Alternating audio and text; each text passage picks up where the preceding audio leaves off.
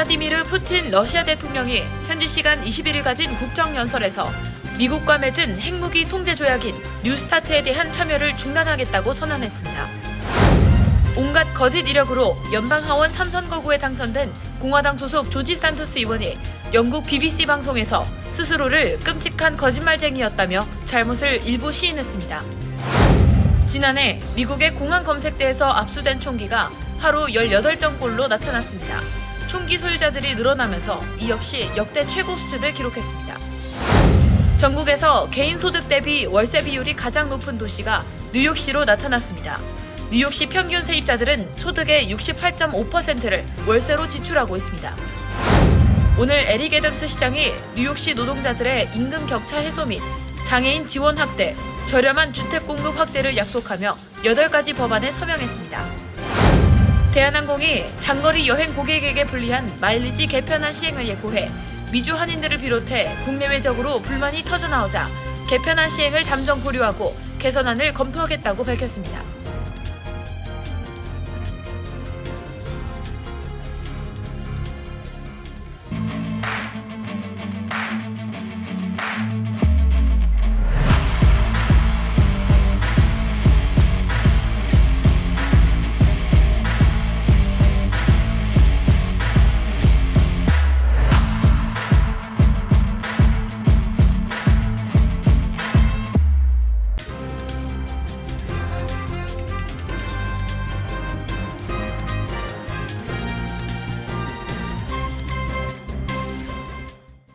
여러분 안녕하십니까? KBTV 뉴스9 이창환입니다. 블라디미르 푸틴 러시아 대통령이 우크라이나 전쟁 개전 1주년을 앞두고 한 국정연설에서 미뤄간 핵무기 감축 협정인 뉴스타트 신전략 무기 감축 협정에 참여를 중단하겠다고 선언했습니다. 핵카드를 내세워 미국을 강하게 견제하는 모양새입니다.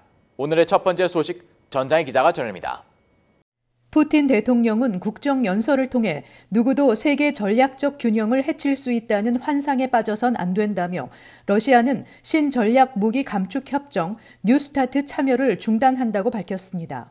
이어서 러시아는 조약에 따른 사찰을 허락받지 못했고 서방이 러시아에 대해 사찰을 허용하라고 요구하는 것은 말이 안 된다고 주장하며 미국이 핵실험을 할 경우 우리도 똑같이 할 것이고 국방부와 국영 원전기업 로사톰이 이를 준비해야 한다고 밝혔습니다.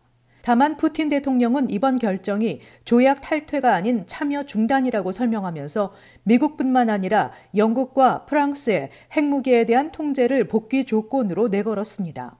미 러 간에 남은 유일한 군축 협정인 뉴스타트 조약은 두 나라가 실전 배치하는 핵탄두 수를 각각 1,550기 이하로 유지하는 등의 내용을 담고 있습니다. 2011년 발효된 협정은 양국 관계가 악화하면서 진통을 겪다 조 바이든 행정부가 들어선 직후인 2021년 2월 간신히 연장 합의가 이루어졌습니다. 그러나 2022년 2월 말 우크라이나 전쟁이 시작된 뒤 러시아는 그해 8월로 예정된 미국 사찰단의 방문을 불허하는 등 협정 이행을 거부해왔습니다. 또 지난해 11월 말 조약 이행을 위한 회의를 열 예정이었지만 러시아가 회의 전날 연기를 통보한 뒤 관련 대화가 재개되지 않고 있습니다. 그리스를 방문 중인 토니 블링컨 국무장관은 언론에 러시아의 발표는 매우 유감스럽고 무책임하다며 러시아가 실제 무엇을 하는지 우리는 유심히 지켜볼 것이라고 말했습니다. 이어서 전 세계를 위해 언제라도 러시아와 전략적 무기 제한에 대한 대화를 할 준비가 돼 있다고 덧붙였습니다. KBTV 뉴스 전상입니다.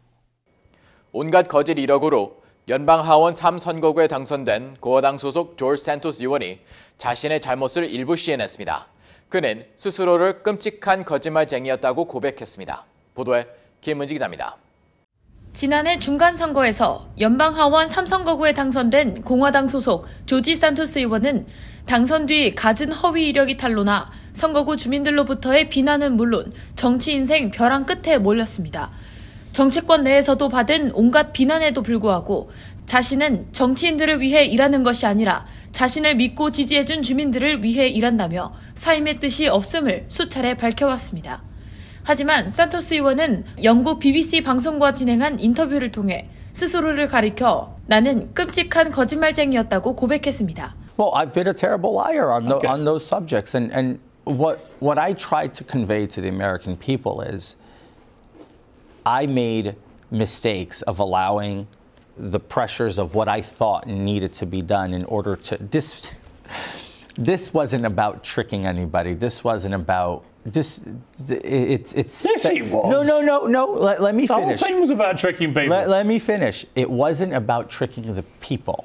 This was about getting accepted by the party here local. 산토스 의원은 지난해 11월 중간선거 당시 뉴욕 버룩 컬리지를 졸업하고 NYU에서 MBA를 취득했다고 거짓 진술을 했을 뿐 아니라 골드만삭스, 시티은행 등 월스트리트 대형 은행에서 자산관리 매니저로 근무했다고 주장했지만 모두 거짓이라는 사실이 확인됐습니다. 또 시민단체 활동 이력, 재산 및 동성애자라는 성 정체성, 유대인 혈통이라는 성장 배경 역시 거짓인 것으로 드러났습니다. 또 산토스 의원이 19세였을 시절 브라질에서 사기 혐의를 받은 적이 있을 뿐 아니라 지난 선거 당시 선거 자금을 사적인 용도로 유용한 정황마저 포착됐습니다. 산토스 의원은 자기 삶에서 가장 큰 후회는 대학 교육을 받았다고 거짓말한 것이었다고 말했습니다. I did not attain a college education. That regrettably so is one of my biggest regrets in life. So that was a lie? Absolutely. Expectation on society, the pressure, couldn't afford it. Decided I wanted to run for office, although I had built a very credible business career. And I just didn't have that part of my biography that I could not give anything. Did you not think that you'd be caught? You know, I just went with it. I didn't think, I mean, if you're going to make up a lie, are you thinking at all? I just think it was a stupid decision in my part. Very stupid decision that I regret every day. It's embarrassing. It's humbling to have to admit your faults as a human being. And I wish genuinely if the media put the equal amount of efforts and resources on all 435 members of the House and 100 members of the Senate, I think the American people would have more clarity of who represents them in Congress. 산토스 의원은 사과와 관련한 질문에 카메라 속을 들여다보며 미안하다고 말했다며 용서를 구할 수 있다면 이게 첫걸음이라고 본다고 말했습니다. 한편 산토스 의원은 어머니가 9.11 테러 때 세계무역센터에 있던 생존자라는 주장은 사실이라고 목소리를 높였습니다. 또 거짓으로 유대인을 자처했다는 주장에 대해서는 그런 적이 없다고 반박했습니다. Well, I never said I was. I've basically said you were. And I would always say, but my grandparents are Jewish on my mother's side, so I'm Jewish. That was always a joke. Everybody used to laugh it up. I said it to a room with 1,000 people in November. People were hysterically laughing. It was funny to them. They loved it. 산토스 의원은 빗발치는 사퇴 압박 속에 검찰 수사와 의회 차원의 조사를 앞두고 있습니다. KBTV 뉴스 김은지입니다. 미국에서 총기 소유자들이 계속 늘어나면서 공항이나 기내 안전마저 위협할 수 있다는 통계가 나왔습니다. 지난 한 해 공항 검색대에서 압수한 총기는 하루 18정꼴로 나타나 역대 최고 수준을 보였습니다. 자세한 소식 강정민 기자가 전해드립니다. 코로나19 팬데믹 기간인 2020년 한 해를 제외하면 공항 검문소에서 총기 압수는 2010년 이후 매년 증가하고 있습니다. AP통신에 따르면 공항 검색대에서 지난해 압수당한 총기는 6,542정을 기록했는데 이는 하루 18정꼴로 역대 최고치를 기록한 것입니다. 데이비드 페코스케 교통안전청 청장은 검문소에서 벌어지는 일은 우리가 사회에서 목격하는 것을 실제로 반영하고 있다며 오늘날 총기를 소지하는 사람이 더 많아졌다는 의미라고 전했습니다. 전문가들은 가방 등 수화물에 실수로 총기를 집어넣는 경우가 대부분이지만 총기가 기내 또는 공항에서 다른 사람의 손에 들어가는 위험성을 무시해서는 안 된다고 전했습니다. 검색대 총기 압수는 총기 소지에 더 우호적인 지역에서 발생하는 경우가 많았는데 공항 총기 압수 상위 10개 지역은 텍사스주의 댈러스, 오스틴, 휴스턴, 그리고 플로리다주의 3개 공항, 테네시주의 내슈빌, 애틀랜타, 피닉스, 덴버 등입니다. 교통안전청 직원들은 엑스레이 기계에서 무기를 발견할 때 승객이 접근하지 못하도록 벨트 작동을 멈추며 지역 경찰에 이를 신고하고 있습니다. 일부 주에서는 총기를 압수하는 동시에 소지자를 체포할 수 있고 또 다른 주에서는 함께 여행을 하지 않는 가족이나 동료에게 총기를 건네주기도 합니다. 전문가들과 관리들은 검색대 총기 압수 증가는 더 많은 미국인들이 총기를 소지한다는 것을 보여준다고 말했습니다. 전미 사격 스포츠 재단에 따르면 총기 구매 관련 신원 조회 건수는 지난 2000년 700만 건이었지만 지난해에는 1640만 건으로 늘어났습니다. KBTV 뉴스 강정민입니다. 미국에서 금리 인상과 주택 공급 부족 등으로 주택 임대 비용 부담이 커지고 있습니다. 전국에서 소득 대비 월세 비율이 가장 높은 도시는 뉴욕시로 세입자들은 소득의 68.5%를 월세로 지출하는 것으로 나타났습니다. 김은지 기자의 보도입니다. 오늘 무디스 애널리틱스 보고서에 따르면 작년 4분기 평균 소득 대비 월세 비율이 전년 대비 1.5% 증가하면서 관련 통계가 집계된 지 20여 년 만에 처음으로 30%를 찍었습니다. 연방정부는 소득의 30% 이상을 월세로 지출하는 가구를 월세 과부담으로 정의하는데 이제는 미국의 평균 세입자가 이 과부담 범주에 속하는 것입니다. 이미 미국의 여러 도시에서는 소득의 30% 이상을 월세로 쓰는 게 오랫동안 일반적인 현상이었지만 전국 단위에서 30%를 넘은 것은 많은 이들이 더는 주거비를 감당할 수 없는 지경에 이르게 된 것이라고 정치 매체 더 힐은 평가했습니다. 특히 중저소득 가구에서는 소득 대비 월세 비율이 40%를 넘었습니다. 주별로는 매사추세츠 32.9%, 플로리다 32.6%, 뉴욕 31.2% 등의 주택 임대료 부담이 가장 컸고 소득 대비 월세 비율이 가장 높은 도시는 뉴욕시로 소득의 68.5%를 월세로 지출하고 있으며 그 다음으로 마이애미 41.6%, 포트로더데일 36.7%, 로스앤젤레스 35.6%, 팜비치 33.6% 등이 뒤를 이었습니다. 이렇게 된 이유는 여러 가지입니다. 최근 연방준비제도의 거듭된 금리 인상으로 주택담보대출 금리가 오른 탓에 많은 가구가 주택 구매를 포기했고 세입자들이 아파트로 몰리면서 아파트 월세가 급등했습니다. 2008년 금융위기 이후 주택 공급이 수요를 따라잡지 못하는 현상이 계속되면서 주택 구매 가격과 월세가 꾸준히 올랐지만 개인별 소득은 월세만큼 빠르게 오르지 못했습니다. 한편 바이든 행정부는 주거비 문제가 심각해지면서 세입자 보호와 임대시장 감독 강화 등의 원칙을 담은 세입자 권리장전 청사진을 지난달 발표했고 재무부는 재정적으로 어려움을 겪는 세입자를 돕기 위해 6억 9천만 달러를 지원한 바 있습니다. KBTV 뉴스 김은지입니다. 오늘 에릭 애덤스 뉴욕시장은 뉴욕시 노동자들의 임금 격차 해소 및 장애인 지원 확대를 약속하며 8가지 법안에 서명했습니다. 이어 뉴욕시는 다양성과 형평성을 중시 여기며 이를 위해 계속 지원해 나갈 것이라고 약속했습니다. 김은지 기자의 보도입니다. 에릭 애덤스 뉴욕시장은 오늘 뉴욕시 5개 보로장과 시의원들이 모인 자리에서 의견을 직접 경청하고 노동자 임금 격차 완화와 장애인 지원, 그리고 서민들도 감당할 만한 주택 공급 확대를 위해 8개 법안에 서명했습니다. 이 자리에서 애덤스 시장은 뉴욕시 공무원 및 노동자들의 임금 격차가 너무나 크게 벌어져 있는 현실과 장애인이 살아가기에 불편함이 많은 점, 그리고 높은 임대료를 감당 못해 노숙자 신세로 전락하는 가정이 많음을 알고 있다며 모두가 잘 살 수 있는 도시로 거듭나기 위해 8가지 법안에 서명하게 됐다고 설명했습니다. 애덤스 시장은 모든 뉴요커들이 생활하기에 어려움이 없도록 접근 가능한 도시로 거듭나야 한다고 강조했습니다. 애덤스 시장은 뉴욕시 쉘터에서 잠을 청하는 아동이 하루 수천 명에 달하고 있다고 지적하며 높은 임대료로 인해 삶에 지치고 벼랑 끝에 내몰리는 가정들이 많은 현실을 개선하기 위해 저렴한 주택 공급 확대에 박차를 가할 것이라고 말했습니다. 또한 뉴욕시는 장애인들이 활동에 제약이나 불편함을 줄일 수 있도록 자금을 지원할 것이라며 이를 통해 장애인들이 손쉽게 사용할 수 있는 문 설치 확대 및 공공기관 내 휠체어 이용자들이 사용하기 편리한 높이의 전등 스위치 및 콘센트 설치 등을 추진할 계획이라고 전했습니다. 애덤스 시장이 8가지 법안에 서명하는 자리에는 5개 보로장은 물론 드라로사 뉴욕시의원, 크리스탈 허드슨 뉴욕시의원 등이 참석해 법안을 적극 지지했습니다. KBTV 뉴스 김은지입니다. 대한항공이 역대급 실적을 올리고도 마일리지 개편 시행을 예고해 미주 한인들은 물론 한국 내에서도 일방적인 혜택 축소라는 소비자들의 불만이 터져 나왔는데요. 대한항공은 고객 의견을 수렴해 개편안을 개선하기로 했다고 밝혔습니다. 전상희 기자의 보도입니다. 대한항공은 마일리지 제도 개편을 통해 마일리지 공제 기준을 지역에서 운항 거리로 변경한다는 발표에 대한 반발이 거세지자 마일리지와 관련해 현재 제기되는 고객들의 의견을 수렴해 전반적인 개선 대책을 신중히 검토 중이라고 밝혔습니다.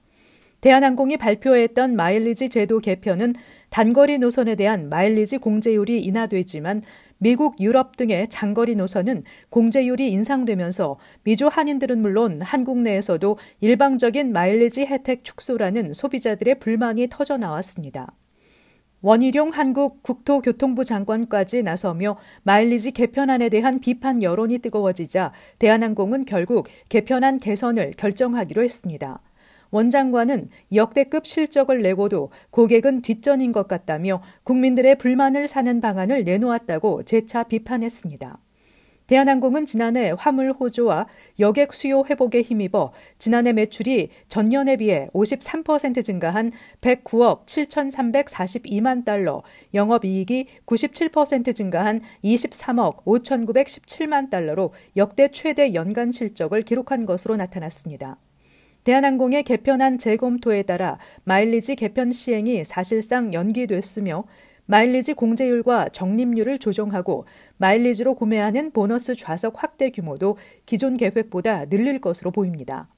대한항공은 마일리지 개편 시행과 함께 전체 좌석의 5% 이상인 보너스 좌석 비중을 2배가량 늘리고 올해 성수기 한시적으로 뉴욕, LA, 파리 노선에서 특별기 100편가량을 운항할 계획이었습니다.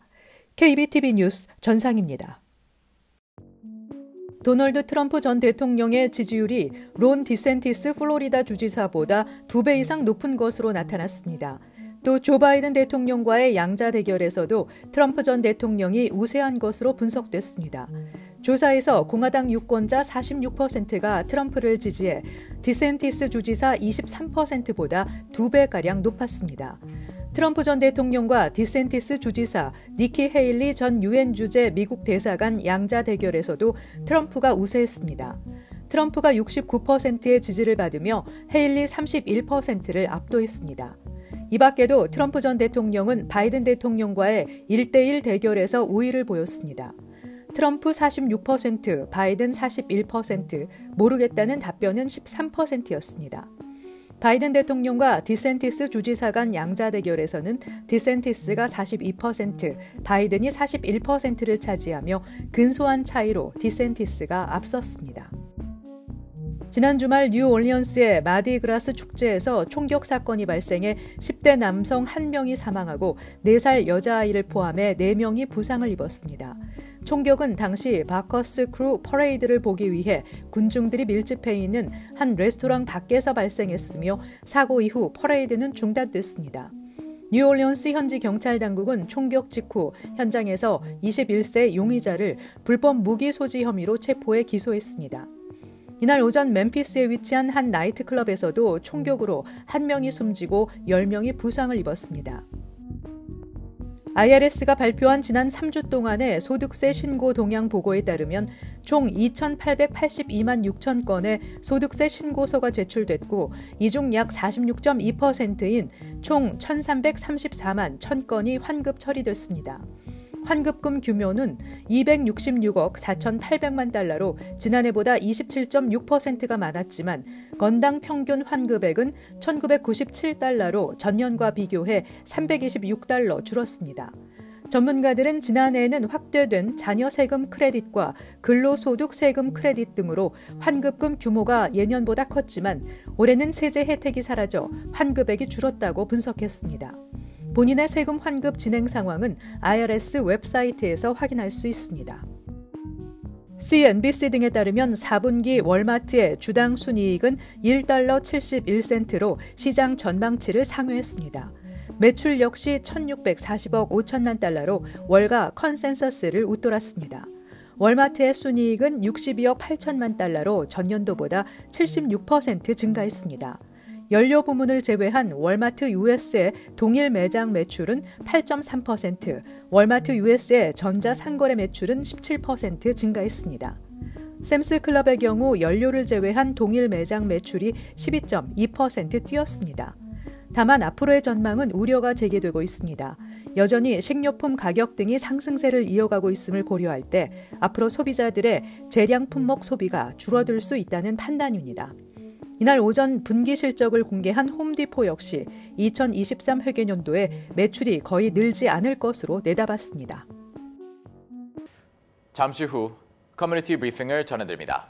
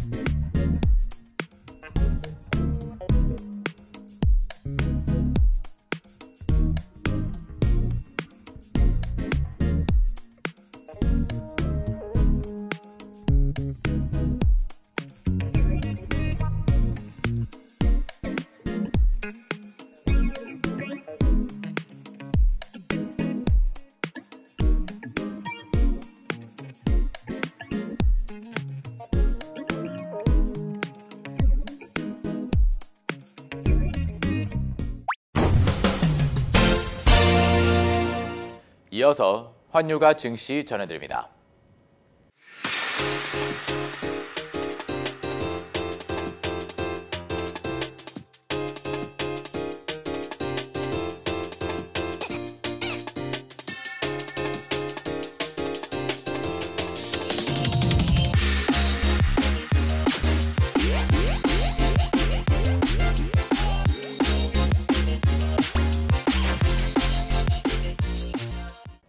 잠시 후 뉴욕과 뉴저지 날씨 전해드립니다.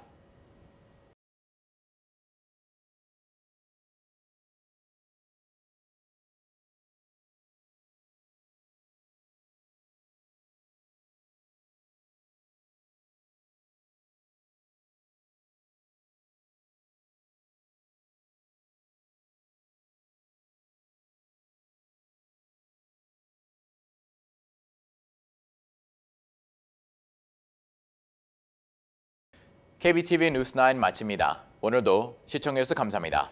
편안한 밤 보내시기 바랍니다.